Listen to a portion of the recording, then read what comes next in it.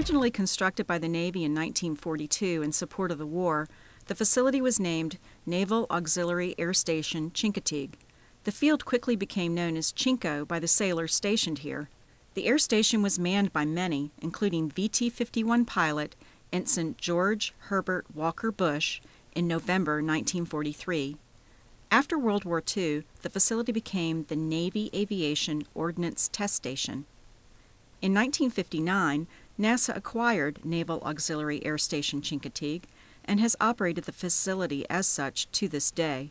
The Eastern Shore in the 40s is different, certainly, than it is now. There was one large metal, hangar there that was shared by VX-2 and VU-4. The airplanes that we had, the drones, one was a TD-2C. It was a little plywood aircraft, fixed propeller. You could get a pilot in there, but when they turned that thing into a NOLO, the no live operator, they put a fuel tank in that guy in that seat. And the others were the F-6F drones. They were all painted red. We also had some TBMs that were control planes. We did get a couple of F-8Fs in. We did have a F-7F, which was a twin-engine tricycle. All the others were tail draggers. We used to get aircraft coming up there for FCLPs then. In 2013, NASA Goddard Space Flight Center entered into an agreement with the United States Navy to support field carrier landing practice operations for E-2 and C-2 aircraft operating from Naval Station Norfolk Chambers Field. The E-2 Hawkeye is a high-wing, all-weather, carrier and shore-based airborne early warning command and control aircraft that is utilized to aid the carrier strike group in air-to-air intercepts, air-to-ground strike control, airborne battlefield command and control, airspace management, and search and rescue. The E-2 is easily recognizable by the large, round radar dome on top, the 4 vertical stabilizers mounted to the horizontal stabilizer, and the distinctive humming sound made while flying. The C-2A Greyhound is a high-wing, carrier and shore-based logistical aircraft, also known as the COD, which stands for Carrier Onboard Delivery. The C-2 is a cargo aircraft designed to deliver mail, personnel, and parts to and from the aircraft carrier. The aircraft is distinguishable due to the large, wide body and dual turboprop engines. The C-2 looks a lot like the E-2 without the radar on top. Due to the high level of skill required to land an aircraft on a moving aircraft carrier flight deck, Field Carrier Landing Practice, or FCLP, is an important phase of flight training. It precedes carrier landing operations and simulates the conditions encountered during day or night carrier landings in a controlled environment.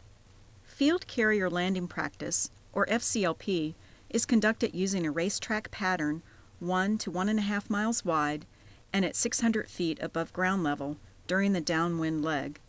It is crucial to the success of carrier aviation that field carrier landing practice be conducted during both day and nighttime conditions. There can be anywhere from 1 to 5 aircraft in the pattern at a time. FCLPs are flown under the supervision of a landing signal officer, or LSO, affectionately known as paddles. Since the beginning of carrier aviation, the LSO has been used for the safe recovery of aircraft landing on the aircraft carrier. The LSO has the direct responsibility for training pilots in day and night carrier landing techniques. Through experience and training, the LSO correlates factors of weather, wind, aircraft performance, and pilot capabilities to perform optimum control and assistance in aircraft landings. In the early years of carrier aviation, the LSOs would utilize handheld colored flags, cloth paddles, and lighted wands, and later an optical landing system utilizing mirrors, as signals to aircraft landing aboard the aircraft carrier. It wasn't until 1970 when the Fresnel Lens Optical Landing System, or FLOLS, was introduced to carrier aviation, improving the hardware and functionality of this very useful landing aid.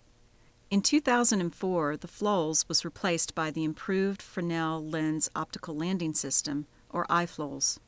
Improvements to the eye-flows consist of more light cells, giving the pilot an accurate sense of where he or she is on the glide path. The eye-flows displays glide path and trend information to a pilot approaching the landing area. The display is visible at a range of 1 nautical mile, and the displays for both the shore-based and shipboard systems are identical. Today, the primary visual landing aid on board an aircraft carrier is the improved Fresnel lens optical landing system. During field carrier landing practice, the landing signal officer operates from a workstation which houses the radios, weather equipment, and controls for the visual landing aids that are required for field carrier landing practice. The culmination of field carrier landing practice is the successful landing on board an aircraft carrier. Considered one of the most challenging flight maneuvers for a pilot of a fixed-wing aircraft, especially at night, the success of landing on a carrier is directly related to the quality of training received during field carrier landing practice.